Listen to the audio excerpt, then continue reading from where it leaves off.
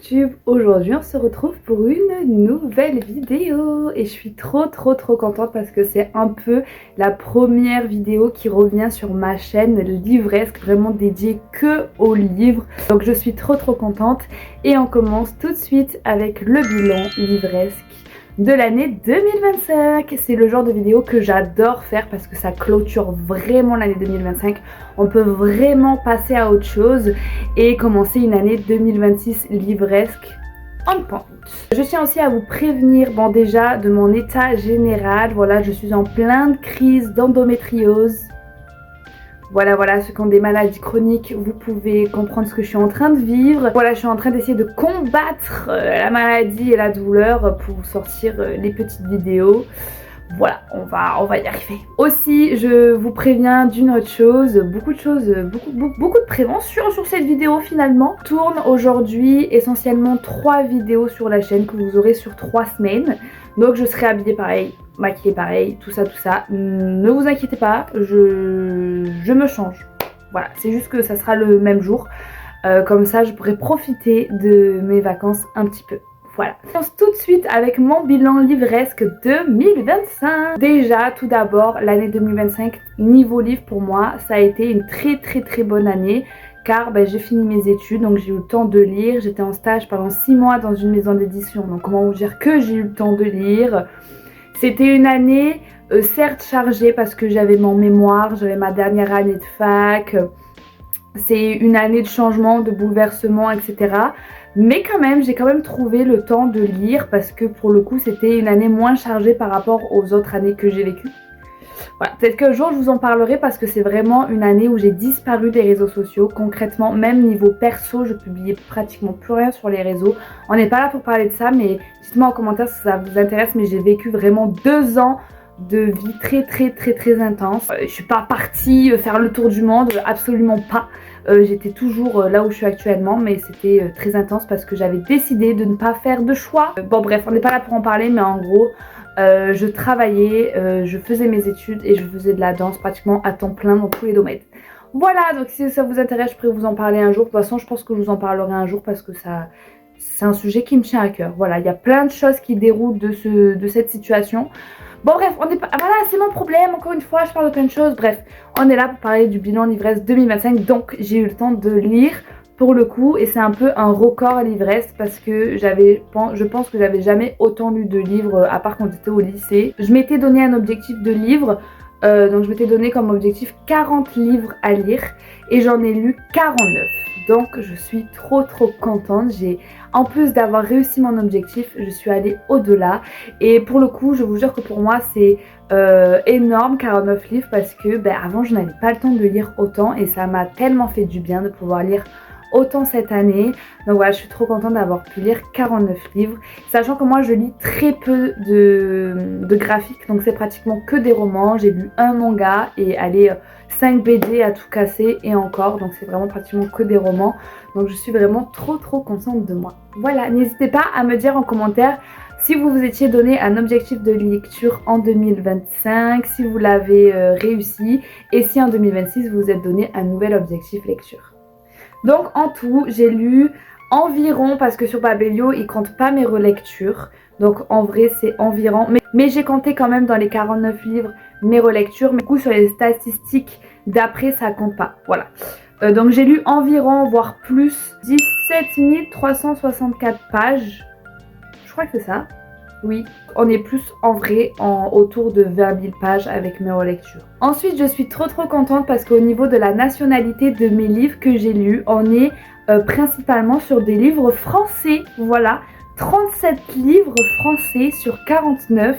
Je suis trop contente, voilà, parce que j'avoue que sur Booktube, sur BookTok, sur Bookstar, on voit énormément de livres étrangers, surtout américains, etc.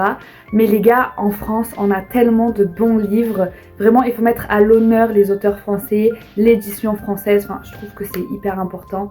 Moi qui ai fait des études d'édition, forcément, ça me porte à cœur. Et je suis trop contente parce que je suis alignée avec mes valeurs. Et j'ai lu 37 livres français. Et sachant que le reste, c'est des livres quand même francophones. Parce qu'on a du Canada, etc. La Suisse aussi. Donc je suis hyper contente et le reste anglophone. Donc voilà, je suis quand même très très contente de moi. Ensuite, au niveau des genres, oula. Ensuite, au niveau des genres, bon, je vais pas vous dire tous les genres que j'ai lus parce que je suis quelqu'un qui n'est pas, je suis pas une lectrice genrée. What the fuck, est-ce que je peux dire ça comme ça? Mais j'ai pas vraiment de genre prédéfini, c'est-à-dire que je ne lis pas qu'un seul genre et puis voilà. Moi j'aime bien, je suis très très curieuse dans la vie de tous les jours et notamment dans ce qui est la littérature. J'aime lire, enfin toucher à tout, m'intéresser un peu à tout. Je trouve ça très réducteur de rester sur un genre littéraire alors qu'en plus un genre littéraire peut en découler plusieurs, etc. Mais moi voilà, je trouve ça vraiment très enrichissant en fait de lire plusieurs genres parce qu'on peut trouver un peu de choses positives dans tous les genres littéraires, on peut prendre un peu dans tous les... Enfin voilà, moi je vois ça comme ça, on peut apprendre de tous les genres en fait et je trouve ça hyper intéressant de voir comment les genres sont construits, etc. Donc bref, je vais pas vous dire tous les genres que j'ai lus parce que du coup j'en lis beaucoup, mais je vais vous faire le top 3. En première position, on a la fantasy, voilà, c'est quand même le genre que je lis le plus. Parce que voilà, j'aime la magie, je suis une petite sorcière, tout ça. Donc forcément la fantasy c'est mon dada. Mais dans la fantasy, je pense que Babelio a fait une globalité, mais il y a aussi la romantasy. Je pense aussi qu'il y a le fantastique parce que je pense qu'il fait pas trop la différence alors que la fantasy et le fantastique c'est quand même deux genres à part. Et moi j'adore le fantastique, c'est un de mes genres préférés donc je pense qu'il y a aussi du fantastique dans le fantasy. Donc c'est vraiment les deux genres que j'ai le plus. Ensuite en deuxième position on a la romance. Voilà, je suis pas trop une lecture de romance, mais cette année je me suis découvert un amour pour la romantasy. C'était un genre que je dénigrais un petit peu quand c'était un peu... je l'assume complètement. J'étais ce genre de fille qui disait que la romantasy... En fait, moi j'avais un problème avec la romantasy parce que je trouvais qu'à un moment donné on trouvait que ça et que ça mettait un peu de côté la fantasy. La fantasy, voilà, c'était un peu mon truc qui me dérangeait et que surtout en général dans les premières fantaisies, c'était vraiment la romance. On était vraiment que axé sur la romance, le smut, etc. C'était assez vide autour, il n'y avait pas vraiment trop de fantaisie qui était mis en avant. Alors que dans Romantasy, il y a quand même la fantasy. Donc voilà, et en fait cette année j'ai réussi à trouver des fantaisies qui m'ont plu, des romantaisies pardon, qui m'ont plu, où j'ai trouvé vraiment le bon équilibre entre la romance et la fantasy. Donc en fait j'ai enfin trouvé mon dada parce qu'au final j'aime bien lire de la romance en vrai de vrai et j'adore la fantasy. Donc au final la romantasy c'est quand même un des genres qui est censé vraiment me plaire. Et pour le coup j'ai vraiment trouvé des livres cette année où il y avait les deux qui étaient bien mélangés, où il y avait un bon équilibre entre la fantasy et la romance, tout le world building autour et le fait que la romance sert à l'histoire pour la fantasy. Donc voilà, donc cette année je me suis découvert vraiment un amour pour la romantasy finalement et vous verrez dans mes meilleures lectures qui sera la prochaine vidéo pour la semaine prochaine de 2025 qu'il y a de la romantasy dedans. Voilà, donc deuxième genre que j'ai le plus lu cette année c'est la romance.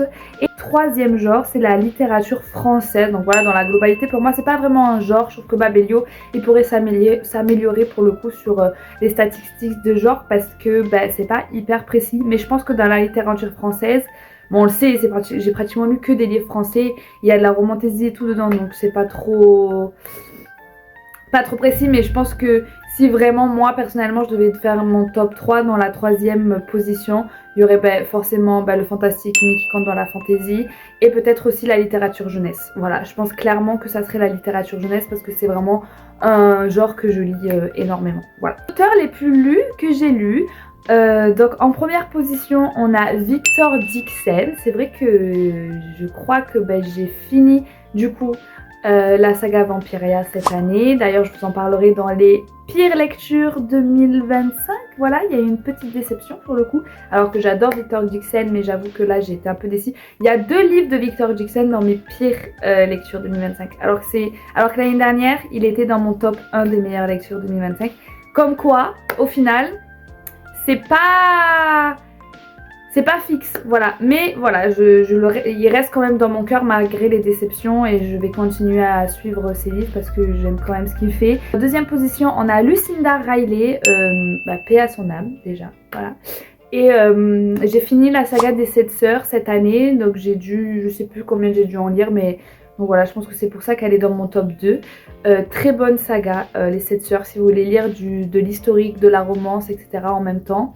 Voilà, c'est une très bonne entrée en matière. Et ensuite, troisième position, Shannon Messenger. Voilà, elle est toujours là, celle-là, finalement. J'ai dû relire Des Gardiens des Cités Perdues, certainement, parce que je les relis tout le temps chaque année. J'ai lu la BD, etc. Donc je pense que c'est ce qui fait qu'elle est en troisième position. Et ensuite, même si de base je voulais faire un top 3, j'étais obligée de la mettre en honneur parce que pour moi, elle n'est pas assez mise en avant. C'est Serena Blasco. C'est une autrice illustratrice française incroyable qui fait un travail magnifique. Si vous aimez la BD, si vous aimez le monde magique, si vous aimez la jeunesse, si vous aimez le monde coloré, achetez les livres de Serena Blasco. Vraiment, vous allez passer qu'un bon moment.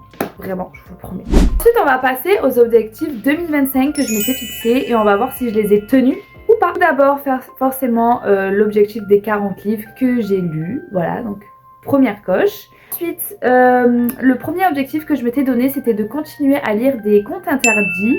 Et coche parce que j'en ai lu 3 de plus cette année. J'ai lu Peter Pan, Le Lac des Cygnes et Cendrillon. Et Cendrillon pour l'instant c'est mon conte interdit préféré, il est incroyable. Voilà, c'est vraiment mon préféré pour l'instant. N'hésitez pas à me dire en commentaire si vous lisez des contes interdits et lequel est votre préféré. Comme ça je pourrais aller le lire et vous dire ce que j'en ai pensé. Ensuite, un petit objectif que je n'ai pas du tout coché, voilà, que je me donne tous les ans et tous les ans il disparitionne. Je l'oublie, c'est finir les Eragon. Est-ce qu'un jour on va y arriver? Est-ce qu'un jour on va réaliser cet objectif? Je ne sais pas. En tout cas, en année 2025, il n'a pas été réalisé. Eragon, c'est vraiment une série que je garde dans ma bibliothèque. J'avais lu le premier tome et j'avais adoré. Mais pourquoi? J'avais commencé le deuxième et je ne l'avais pas fini. Et il faudrait... Pour le coup, je me rappelle tous les trucs du tome 1. Pourtant, je l'ai lu en 2020, je crois. Je me rappelle de tout. Je serais même capable de commencer par le tome 2. Enfin, même pas besoin de lire le tome 1, je pense. Donc, il n'y a aucun... Enfin, j'ai aucun motif pour ne pas les continuer, quoi. Donc, allez, 2026. 2026, c'est l'année des Eragon. J'avais aussi l'objectif de finir la saga Les 7 Sœurs. Voilà. C'est fait. Donc on est content, voilà. Il fallait que je lise un livre de... Je ne sais jamais prononcer son nom et je m'en rappelle jamais vraiment. C'est... Jinjinto. Ah, je suis désolée. Je vous le mets là de toute façon. Et coché parce que j'ai lu l'intégrale de Spirale que j'ai vraiment aimé. C'était trop bien. Voilà, c'est le seul manga que j'ai lu. Je lis pas de manga et là c'est un manga d'horreur. C'est un mangaka d'horreur. J'adore l'horreur. J'adore l'horreur, donc j'étais obligée, voilà. Au moins j'ai lu un manga et c'était vraiment très cool. Ensuite, ah oui, ce fameux objectif que tout le monde se donne en début d'année, qu'on suit un petit peu sur les premières semaines, voire sur les premiers mois, mais ensuite il disparaît de notre cerveau, on l'oublie, voilà. C'était un espèce de no-buy, c'est-à-dire que je m'étais donné comme objectif de... acheter un livre à partir du moment où j'avais lu 5 livres de ma palle hors saga. Et encore, il y a un moment, j'étais tellement à fond dans le truc que même quand je lisais des sagas, je le rentrais plutôt dans l'objectif, vous voyez. En fait, premier mois, ça a pas mal fonctionné. Et puis après, on a descendu vaguement dans les enfers de l'achat livresque, voilà. Puis après, il y a eu Noël, il y a eu mon anniversaire. Comment vous dire que ma palle déborde. Franchement, je suis un peu dégoûtée parce que j'avais vraiment réussi à bien la vider pour le coup. Puis j'ai craquax et Noël et mon anniversaire, ça a tout niqué. Ça, il y a plus, là, elle déborde. Elle est même plus remplie qu'avant, je pense. Là, je la regarde, je suis désespérée. J'ai prévu de faire un tri dans la semaine. Parce que là, il y a trop des vieux livres dans ma palle, c'est pas possible. Sachant que j'avais déjà fait un tri l'année dernière. Mais là, il faut vraiment que j'arrive à me séparer des livres parce que je sais qu'il y en a que je vais jamais les lire finalement. Mais on va essayer de faire un tri. Donc, voilà, j'ai pas réussi. Je devais lire un Stephen King parce que chaque année, j'essaye de lire un Stephen King parce que c'est un auteur que j'aime beaucoup. Mais c'est un auteur dont, je l'avoue, j'ai toujours du mal un petit peu à rentrer dans le livre au début. Mais après, quand je passe le step, vous voyez, ben ça va tout seul. Et cette année, il n'y a pas eu de Stephen King. Mais j'ai regardé Marche ou crève, dont j'avais lu le livre et j'ai vraiment bien aimé. Ensuite, j'avais comme objectif de relire Le Prieuré de l'Oranger. J'ai lu la partie 1 il y a très longtemps et du coup j'avais comme objectif de tout relire, la partie 1 pour lire la partie 2 et ça n'a pas été le cas. Voilà. Est-ce qu'un jour? Oui, un jour il faut. Un jour il faut. Et ensuite le dernier objectif que je m'étais donné, c'était de faire au moins 2 relectures. Bon, on y est, clairement j'ai relu 2 tomes de Lore Olympus. J'ai relu un tome de Gardien des Cités Perdues, il me semble. Donc pour le coup on y est, mais par contre j'avoue que j'avais pas trop respecté ce que je m'étais dit parce que en gros j'avais fait un pot qui est là d'ailleurs, que je n'ai jamais ouvert, avec des gros coups de cœur que j'ai jamais relus pour le coup, parce que là c'est quand même des livres que je crois que j'avais déjà relus finalement. Des gros coups de cœur que je n'ai jamais relus et j'avais mis ça là-dedans et je m'étais donné comme objectif de piocher et de le relire. Et je l'ai pas fait. Mais cette année, ne vous inquiétez pas, cette année on va même en faire un vlog. Voilà, je vous spoil un peu. Donc ensuite on passe à mes objectifs 2026. Voilà, donc moi je considère pas vraiment ça comme des objectifs parce que j'essaie que ça devienne pas vraiment des contraintes. C'est pas grave si je ne les réalise pas. On n'est pas là pour se donner des angoisses, etc. Moi c'est vraiment pour essayer de me motiver plus qu'autre chose. Voilà, c'est une source de motivation plus que des contraintes pour moi. En année 2026, on lit 50 livres. Voilà, cette année on était à 49. Je me dis que 50 c'est large. Normalement, on va y arriver. Voir si c'est 55 c'est mieux. Si je vois que j'arrive à 50, je pourrais peut-être monter à 55. Je pense que c'est possible. On croise les doigts. Ensuite, j'aimerais cette année lire plus de polar et plus de thriller. L'horreur, c'est un genre que je lis, il n'y a pas de souci. Mais c'est vrai que le polar et le thriller, c'est un genre que je mets un peu à côté à chaque fois. Et cette année, j'en ai lu, je vais pas dire que j'en ai lu énormément, mais c'est quand même un genre que je lisais pas avant et que j'ai quand même lu cette année. Voilà, je l'ai pas lu dans mon bilan, mais c'est vrai que j'ai lu pas mal de thrillers, enfin plus que d'habitude. Et j'ai envie de continuer dans cette lancée. Et donc j'ai envie de lire plus de polar et plus de thriller. Donc en commentaire, n'hésitez pas à me dire si vous en avez à me conseiller. Enfin dites-moi, voilà, on va faire ça. Dites-moi votre meilleur polar et votre meilleur thriller. Comme ça je regarderai et peut-être que je le lirai et que je vous dirai ce que j'en ai pensé. On retrouve l'objectif de réduire ma palle. Donc je vais réessayer, là elle est vraiment pleine à craquer. Donc là pour le coup je vais vraiment essayer de me tenir à 5 livres lus, 1 acheté. Hors saga, parce qu'on a envie de se faire plaisir un petit peu quand même, voilà. Ensuite, on retrouve l'objectif de finir les Eragon, voilà, suspense. Est-ce que je vais lire les Eragon en 2026? On verra. Je pense que ça me motiverait de le faire en lecture commune. Donc n'hésitez pas à me dire si vous aussi vous avez les Eragon dans votre palle et que vous devez les lire, parce que je pense que ça me motiverait. Ensuite, on retrouve la lecture du Prieuré de l'Oranger. Peut-être qu'on va y arriver. Ensuite, faire au moins 2 relectures, ça c'est vraiment un point d'honneur parce que je trouve que on met trop de côté sur les réseaux sociaux, livresques, littéraires, etc. de relire les livres qu'on aime. Je trouve qu'on est beaucoup dans la consommation, la surconsommation de lire des nouveaux livres. Il faut toujours lire des nouveaux livres pour augmenter son objectif, pour voilà machin. Pour faire des chroniques, tout ça. On est vraiment dans ce truc, dans cette spirale, dans cette course aux nouvelles lectures qui peut être un petit peu anxiogène, je l'avoue. Mais moi, j'ai quand même à l'honneur de lire des livres qui m'ont fait du bien. De lire des livres dont je suis sûre à 100% qui m'ont fait plaisir, dont j'ai aimé tout ce que j'ai lu. Et vraiment, c'est un truc depuis toujours. Moi, j'aime relire les livres que j'ai aimés. Et du coup, tous les ans, j'essaye de refaire des relectures. Et là, cette année, on va se tenir au fait donc je pense que dès la semaine prochaine, je vais faire un vlog lecture, un reading vlog sur une de mes anciennes lectures coup de cœur. Et en plus je trouve ça assez intéressant parce que c'est quand même des livres, je pense que j'ai lu il y a quand même assez longtemps. Donc c'est assez intéressant de voir voilà ce qu'on en pense des années après. Est-ce qu'on a le même ressenti? Est-ce que finalement c'est plus trop vraiment un coup de cœur? Est-ce qu'il y a des choses qu'on aimait avant mais maintenant qu'on n'aime plus? Est-ce qu'on voit les choses différemment dans cette lecture?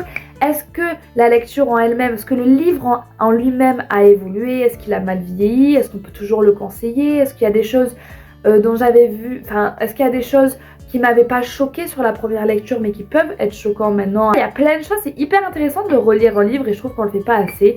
Donc ce bocal, on va le revoir cette année. Oui, continuer les Harley Quinn parce que c'est vrai que l'année dernière, j'avais pas mal avancé sur mes sagas d'Harley Quinn. Je serais incapable de vous dire de tête combien il y en a énormément, voilà. Et là, j'avais bien avancé, mais cette année, c'est vrai que j'en ai lu aucun. Et dommage parce que c'est vraiment un univers que j'aime beaucoup pour le coup, les DC Comics. Moi, j'aime les DC Comics féminins. J'adore. Vraiment, ma passion et les Harley Quinn, on en a, enfin, on est servi quoi. Donc voilà, cette année, je me remets à lire des Harley Quinn. Les derniers objectifs que j'ai mis, j'ai pas mis de lire de Stephen King parce que pour le coup, on verra, voilà. J'ai mis essayer de lire le plus possible de vieux livres de ma palle. Donc certes, je vais faire un tri, mais dans le tri que je vais faire, il faut que je pense à soi même mes premières lectures parce que ça traîne quoi, ça traîne. Et puis il y a des livres, je sais que je vais jamais me séparer. Il y a des livres, même s'ils sont vieux, j'arriverai pas à me séparer parce que j'aurai toujours l'impression que si je les lis pas, je vais passer à côté de quelque chose. Voilà, c'est horrible mais c'est comme ça et donc voilà, faut que, pas que je me force mais que vraiment je me motive à lire les plus vieux livres de ma bibliothèque. C'est pour ça que le tri que je vais faire va être assez intéressant. Je sais pas encore si je le mets en vlog ou si je fais une vidéo dédiée sur ça. Je pense que ça va être assez long donc je pense que je vais faire une vidéo dédiée sur ça où je vais trier ma palle avec vous. Voilà. Donc c'était tout pour ce bilan Livresse 2025 avec les nouveaux objectifs. N'hésitez pas à me dire vous aussi si vous vous donnez des objectifs livresques, lesquels vous vous êtes donnés pour cette année 2026. Et n'hésitez pas à laisser un petit like, à partager si l'envie vous dit, à vous abonner aussi et à me dire ce que vous avez pensé de cette vidéo car je le dis jamais assez, mais en tant que petite créatrice qui revient sur les réseaux sociaux, parce qu'il ne faut pas oublier que certes, si j'ai presque 3000 abonnés sur ma chaîne, au final c'est 3000 abonnés fantômes parce que ben voilà, ma chaîne elle est vieille, j'ai évolué, j'ai pas fait que du livre sur ma chaîne, voilà. Donc c'est hyper important pour moi que vous montrez que vous êtes là, que vous soyez présents, que je ne parle pas toute seule, voilà. Je vous fais à tous des très très gros bisous et on se retrouve bientôt pour une nouvelle vidéo et un nouveau vlog. Bisous bisous.